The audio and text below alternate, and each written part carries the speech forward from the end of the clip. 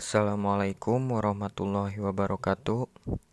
Kami di sini akan memaparkan materi tentang perkembangan bisnis syariah di Indonesia meliputi fashion, halal food, dan sebagainya, dan ekonomi kreatif di Indonesia. Dengan beranggotakan Ahmad Hasan, Lutfia, Indika Rahma, Nida Syahidah, Triawan Abdul Ghani, dan Yayang Trismawati. Bismillahirrahmanirrahim. Pembahasan pertama yaitu pengertian bisnis syariah. Pengertian bisnis syariah secara bahasa yaitu syariat al-syariah berarti sumber air minum atau jalan lurus. Sedangkan secara istilah, syariah bermakna perundang-undangan yang diturunkan Allah Subhanahu wa taala melalui Rasulullah Muhammad SAW untuk seluruh umat manusia, baik menyangkut masalah ibadah, akhlak, makanan, minum, pakaian maupun muamalah sebagai aspek kehidupan guna meraih kebahagiaan di dunia dan di akhirat. Menurut Sapi Antonio, syariah mempunyai keunikan tersendiri. Syariah tidak saja komprehensif tetapi juga universal. Universal bermakna bahwa syariah dapat diterapkan dalam setiap waktu dan tempat oleh setiap manusia.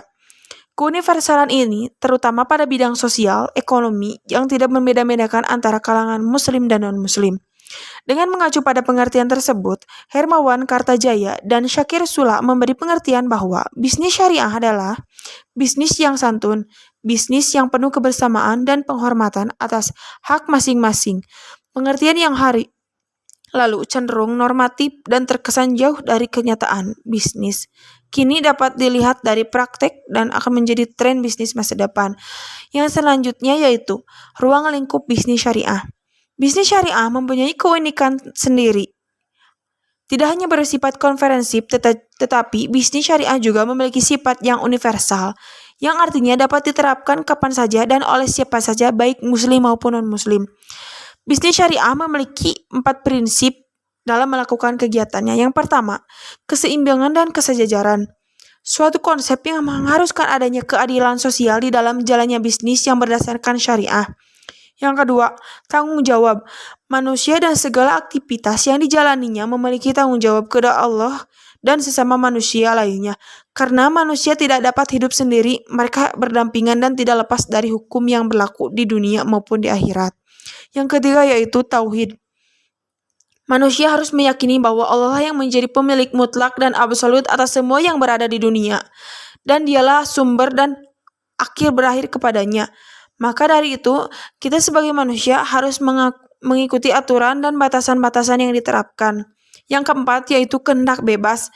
Manusia diciptakan dengan satu potensi yaitu mereka bebas memilih apa yang mereka mau kerjakan, tetapi kehendak bebas yang diberikan Allah haruslah sejalan dengan prinsip dasar diciptakannya manusia dan harus sejalan dengan kepentingan individu, terutama kepada kepentingan umum. Jadi, ruang lingkup bisnis syariah dapat dipelajari dalam agama bisnis syariah, suatu ilmu yang petunjuk-petunjuknya terdapat dalam Al-Quran. Perkembangan bisnis syariah di Indonesia. Perkembangan bisnis syariah mengalami perkembangan yang pesat. Bisnis dengan menggunakan label syariah ini menjadi tren yang cukup menggoda. Hal ini dibuktikan dengan banyaknya ragam bisnis yang saat ini diberi label syariah. Perbankan syariah mungkin dapat kita sebut sebagai pionirnya. Disusul kemudian industri yang bergerak di bidang sektor jasa keuangan lainnya. Ada koperasi jasa keuangan syariah, asuransi syariah, pegadaian syariah, obligasi syariah, dan lain sebagainya.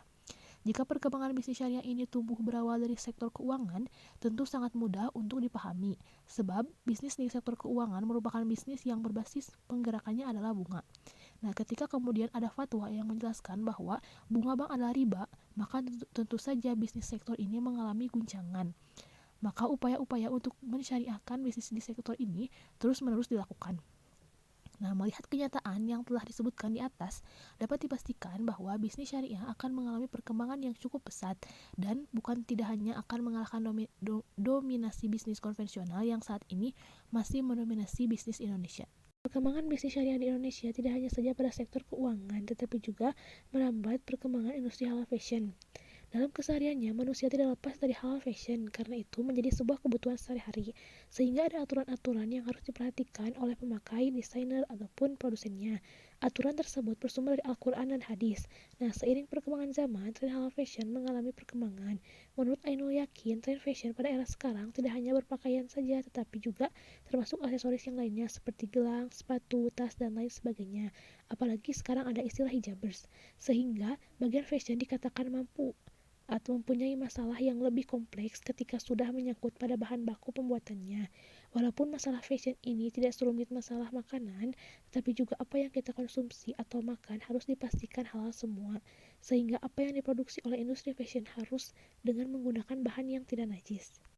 Indonesia adalah negara yang besar yang mempunyai penduduk muslim terbanyak di dunia, tetapi dalam Global Islamic Economy indikator Indonesia masih kalah dengan negara Malaysia dalam industri halal fashion, sehingga Indonesia harus bisa memanage produksinya dengan harapan produsen fashion halal tidak hanya memproduksi untuk dirinya sendiri, tapi juga bisa untuk orang lain. Industrinya pun harus industri yang halal, mulai dari proses pembuatannya tidak boleh tercampur dengan bahan-bahan yang haram, penyimpanan dalam ruangan yang khusus untuk produksi halal, baik itu produksi barang setengah jadi atau barang sudah jadi, lalu didistribusikan dengan proses yang halal juga. Tren perkembangan industri fashion merupakan bagian dari pengaruh global. Terdapat sisi positif dan negatifnya, sehingga tidak menjamin bahwa orang Islam menggunakan pakaian Islami, tetapi juga ada yang sebenarnya memakai pakaian yang tidak Islami, seperti pakaian ketat, kaos yang terlalu kecil, pakaian yang tidak menutup aurat. Ini banyak terjadi di kota-kota besar, tidak hanya di Indonesia, di negara Arab atau Timur Tengah, dan bahkan di negara Barat, karena ini merupakan satu sisi negatifnya. Pengaruh negatif dari globalisasi tersebut menjadi pemikiran suatu gerakan dan melakukan perlawanan oleh gerakan sekelompok orang, sehingga muncul gerakan kelompok hijabers yang bisa dilihat secara nyata mengkampanyekan bagaimana pemakaian yang islami, dan bahkan di antara gerakan kelompok tersebut ada para artis yang masuk di situ. Ini merupakan sisi positif. Menurut Sugianto, pengaruh negatif tersebut sebenarnya hanyalah pandangan beberapa orang saja, karena ada pro kontra. Pendapat yang kontra adalah pendapat yang menimbulkan efek negatif, sehingga manusia dituntut untuk berpikir. Secara sadar atau tidak disadari bahwa sisi negatif tersebut memantik perlawanan sehingga melahirkan suatu sisi positif. Kemudian, sebagai orang Islam tentunya harus mendukung gerakan yang mengarah pada sisi positif, sehingga pengaruh negatif globalisasi ini semakin sedikit. Perkembangan halal food di Indonesia. Halal saat ini telah menjadi gaya hidup dunia. Bukan hanya negara dengan mayoritas muslim yang mengalami gejala tersebut. Negara dengan minoritas muslim pun ikut andil dalam menyemarakkan tren ini. Oleh karena itu, halal telah menjadi fenomena universal yang diapresiasi berbagai bangsa. Kita dapat mengetahui bahwa industri halal telah memiliki pangsa pasar yang besar, serta mampu memberikan kontribusi pada ekonomi Islam global. Bahkan negara-negara Asia industri halal sudah berkembang pesat, seperti Thailand yang sudah mengukuhkan sebagai negara yang memiliki dapur halal. Kemudian Australia yang telah memproduksi dan mengekspor daging sapi halal.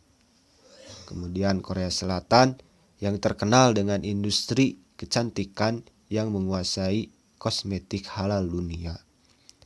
Saat ini, terdapat 1,8 miliar penduduk muslim di dunia atau sekitar 24% total penduduk dunia, yang mana penduduk muslim memiliki pertumbuhan yang cepat dan populasi yang lebih muda dibandingkan penduduk dunia lain.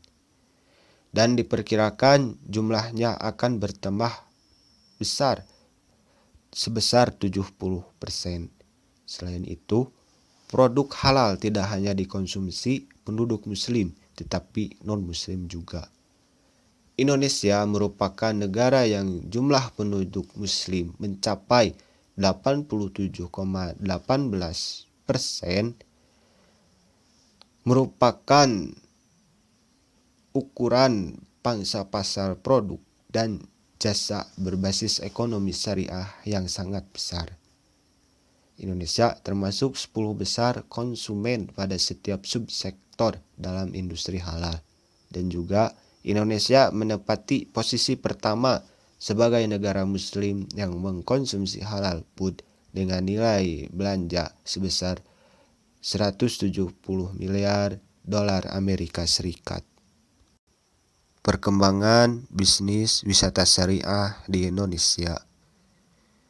Indonesia memiliki potensi besar dalam pengembangan wisata syariah, mengingat sebagian besar penduduknya adalah Muslim dan adanya faktor pendukung seperti ketersediaannya produk halal.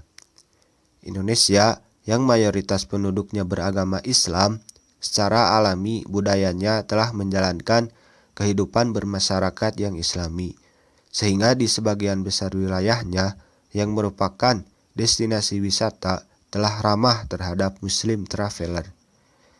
Terkait kebutuhan umat Muslim dunia, dari 6,8 miliar lebih penduduk dunia, tercatat tidak kurang dari 1,57 miliar atau sekitar 23% adalah Muslim.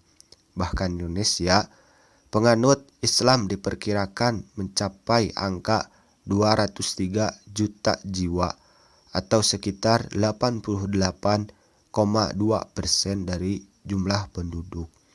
Hal ini merupakan potensi bagi pengembang wisata syariah, misalnya dengan menciptakan paket-paket wisata syariah di destinasi pariwisata Indonesia.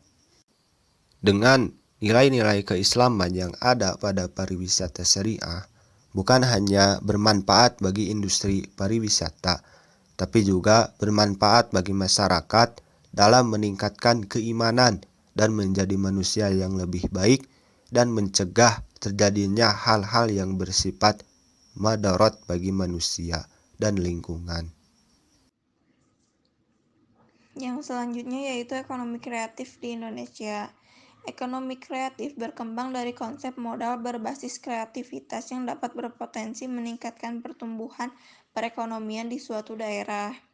Ekonomi kreatif yaitu suatu konsep untuk merealisasikan pembangunan ekonomi yang berkelanjutan dengan berbasis kreativitas. Pemanfaatan sumber daya ini yaitu ide, gagasan, atau bakat. Nilai ekonomi dari suatu produk atau jasa di era kreatif ini tidak lagi ditentukan oleh bahan baku, namun lebih kepada pemanfaatan kreativitas dan penciptaan inovasi melalui perkembangan teknologi yang semakin maju. Selanjutnya yaitu pilar ekonomi kreatif di Indonesia. Dalam model pengembangan ekonomi kreatif terdapat 5 pilar yang perlu terus diperkuat sehingga industri kreatif dapat tumbuh dan berkembang. 5 pilar tersebut diantaranya yaitu yang pertama, sumber daya. Sumber daya yang dimaksud di sini adalah input yang dibutuhkan dalam proses penciptaan nilai tambah. Selain ide atau kreativitas yang dimiliki oleh sumber daya, insani juga bisa menjadi landasan dari industri kreatif karena sumber daya alam maupun ketersediaan lahan yang menjadi input penunjang dalam industri kreatif. Yang kedua yaitu industri. Industri merupakan bagian dari kegiatan masyarakat yang terkait dengan produksi, distribusi, pertukaran, serta konsumsi produk atau jasa dari sebuah negara atau area tertentu. Yang ketiga yaitu teknologi dapat didefinisikan sebagai suatu entitas baik material atau non-material yang merupakan aplikasi penciptaan dari proses mental atau fisik untuk mencapai nilai tertentu. Dengan kata lain, teknologi bukan hanya mesin ataupun alat bantu dengan sifatnya yang berwujud, tetapi teknologi juga kumpulan teknik atau metode-metode yang membentuk dan mengubah budaya. Yang keempat yaitu institusi dalam pilar pembangunan industri kreatif dapat didefinisikan sebagai tatanan sosial di mana termasuk di dalamnya adalah kebiasaan, norma, adat, aturan, serta hukum yang berlaku. Yang kelima yaitu lembaga intermediasi keuangan. Lembaga ini berperan menyalurkan pendanaan kepada pelaku industri yang membutuhkan, baik dalam bentuk modal maupun pinjaman. Lembaga intermediasi keuangan ini merupakan salah satu elemen penting untuk menjembatani kebutuhan keuangan bagi pelaku dalam industri kreatif. Yang ketiga, ruang lingkup ekonomi kreatif. Di Indonesia berdasarkan Inpres nomor 6 tahun 2009, berbeda dengan di negara seperti Inggris, hal mana bidang penelitian dan pengembangan dimasukkan sebagai bagian dari ekonomi kreatif. Pemerintah Indonesia sendiri telah mengidentifikasi lingkup industri kreatif mencakup 15, antara lain: yang pertama, periklanan. Kegiatan kreatif yang berkaitan dengan jasa periklanan yakni komunikasi satu arah dengan menggunakan media dan sasaran tertentu. Yang kedua, arsitektur. Kegiatan kreatif yang berkaitan dengan desain bangunan secara menyeluruh baik dari level makro sampai level mikro. Yang ketiga, pasar barang seni. Kegiatan kreatif yang berkaitan dengan perdagangan barang-barang asli, unik dan langka serta memiliki nilai estetika, seni dan sejarah yang tinggi. Yang keempat, kerajinan. Kegiatan kreatif yang berkaitan dengan kreasi, produksi dan distribusi produk yang dibuat atau dihasilkan oleh tenaga pengrajin, biasanya berawal dari desain awal sampai proses penyelesaian produknya. Yang kelima, desain. Kegiatan kreatif yang terkait dengan kreasi desain grafis, desain interior, desain produk, desain industri, konsultasi, identifikasi perusahaan dan jasa riset, pemasaran serta produksi, kemasan dan jasa pengapakan. Yang keenam, fashion. Kegiatan kreatif yang berkaitan dengan kreasi desain pakaian, desain alas kaki dan desain aksesoris mode lainnya, produksi pakaian, mode dan aksesorisnya, dan juga bisa terkait dengan distribusi produk fashion.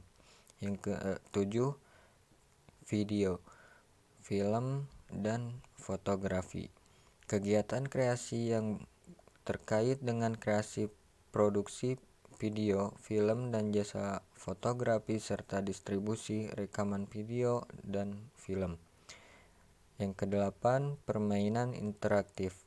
Kegiatan interaktif yang berkaitan dengan kreasi, produksi dan distribusi permainan komputer ataupun Android serta iOS maupun video yang bersifat hiburan, ketangkasan dan edukasi.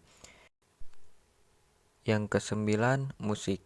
Kegiatan kreatif yang berupa kegiatan dengan kreasi atau komposisi, pertunjukan, reproduksi, dan distribusi dari rekaman suara. Yang kesepuluh, seni pertunjukan. Kegiatan kreatif yang berkaitan dengan usaha pengembangan konten, produksi pertunjukan. Yang kesebelas, penerbitan dan percetakan. Kegiatan kreatif yang berkaitan dengan penulisan konten dan penerbitan buku, jurnal, koran, majalah, tabloid, dan konten digital serta kegiatan kantor berita dan pencarian berita. Yang ke-12, layanan komputer dan piranti lunak, software atau teknologi informasi, kegiatan kreatif yang berkaitan dengan pengembangan teknologi informasi. Yang ke-13, televisi dan radio. Kegiatan kreatif yang berkaitan dengan usaha kreasi, produksi dan pengemasan acara televisi. Yang ke-14, riset dan pengembangan. Kegiatan kreasi terkait dengan usaha inovatif yang menawarkan penemuan ilmu dan teknologi. Yang ke-15, kuliner. Kegiatan kreatif dengan usaha inovatif yang menawarkan produk-produk kuliner yang menarik, mulai dari penyajian, cara pembuatan, sampai dengan komposisi makanan atau minuman yang disajikan. Yang selanjutnya, peran ekonomi kreatif. Ekonomi kreatif berperan dalam perekonomian suatu bangsa, terutama dalam menghasilkan pendapatan, menciptakan lapangan kerja, dan meningkatkan penerimaan hasil ekspor. Oleh karena itu, ekonomi kreatif dapat dipandang sebagai penggerak pertumbuhan dan pembangunan ekonomi suatu bangsa. Menurut Suryana, potensial ekonomi kreatif berperan dalam penggerakan pertumbuhan ekonomi yang disebabkan oleh hal-hal berikut.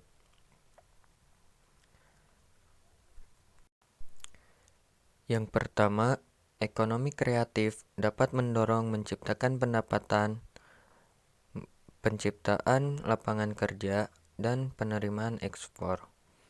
Selain itu, ekonomi kreatif juga dapat mempromosikan aspek-aspek sosial, ragam budaya, dan pengembangan sumber daya manusia. Yang kedua, ekonomi kreatif menumpuk ekonomi, budaya, dan aspek-aspek sosial yang saling berhubungan dengan teknologi, kekayaan intelektual, dan tujuan-tujuan wisata. Pendekatan lain dari peran kreativitas adalah bahwa kreativitas dipandang sebagai alat ukur untuk proses sosial. Kreativitas dapat meningkatkan nilai ekonomi seperti pendapatan, kesempatan kerja, dan kesejahteraan, yang pada gilirannya dapat mengurangi permasalahan sosial seperti kemiskinan, pengangguran, rendahnya pendidikan, kesehatan, ketimpangan, dan persoalan ketidakstabilan sosial lainnya. Oleh karena itu, dari sudut pandang ekonomi, terdapat kaitan yang erat antara kreativitas dengan pengembangan sosial ekonomi yang tidak terpisahkan secara khusus. Sekian pemaparan dari kelompok kami, mudah-mudahan dapat dimengerti dan mudah dipahami.